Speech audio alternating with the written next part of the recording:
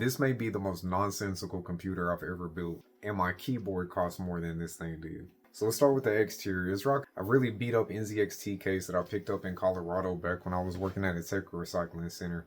I got it for about $5–10. You can find old beat up cases all the time on Facebook Marketplace. At least that's the case when I was back stateside. They may be a little dinged up, but I mean, $10 and you got a okay looking case if you're not too concerned with the aesthetics or airflow, because the airflow in this thing is trash. I had this little MITX motherboard laying around. It's an ASRock H270M ITX. Come to find out, this thing is going for $150 on eBay, which makes no sense. The only reason that I could see it having any type of value is it has to be used for like server purposes. That's the only thing I could see it being used for. Throw a cheap little $5 Pentium or something inside of it. It's got 2 HDMI ports, 2 gigabit Ethernet ports, 6 SATA connections, and surprisingly for a 6th gen board, it's got a NVMe slot. And no one is probably buying that for that price on eBay. You could get much more modern stuff. You could get it on a Ryzen platform, get a CPU and a motherboard for that type of price and have much better performance and do way more than what you could with this thing. But at $10 that I paid for it, it's fine. It's a little Gen 3 128 gigabyte SSD inside of there paired up with some very generic 16 gigabytes of RAM that I picked up off Amazon simply for testing purposes. I threw in a $5 1 terabyte hard drive. It is old, it is beat up, it is nothing special, but hey, extra terabyte of storage, like somebody could find a use for that. Also got this beautiful ketchup and mustard 500 watt EVGA power supply. Again, that was like a $5 investment. The thing is beat up, it's banged up, but it still works perfectly fine. It's just not pretty to look at. We only have 2 fans because that's all I could find. I swear I have a third one, but after moving out here to Korea, I don't know what happened to it. The airflow in this thing is so bad that I was really worried about it at first.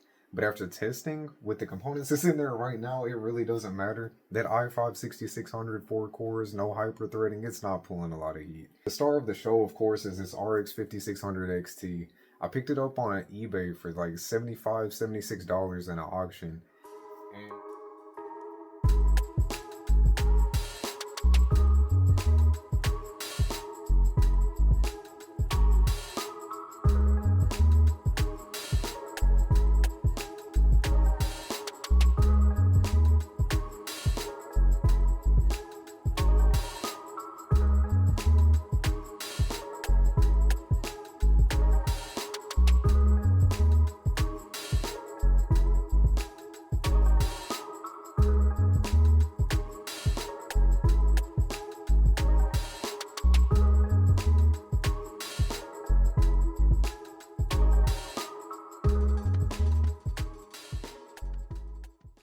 was surprisingly capable.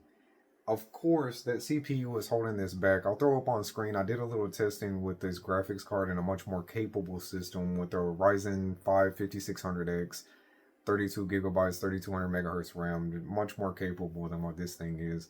It's definitely being held back. It may be a piece of crap and it really it's definitely unbalanced, but look, $125, this is what you got to deal with. You know, you got to make some compromises.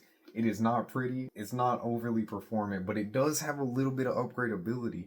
If you were to throw something like a i7 7700K, that would be a huge performance uplift. And it would make a much better pairing with that RX 5600 XT. Let it perform way better than what you're going to be seeing here. I don't really know what else to say about it. Like, I wasn't really planning on making this video, but after seeing this thing come together, I thought it was kind of funny, and I thought I'd share with you guys.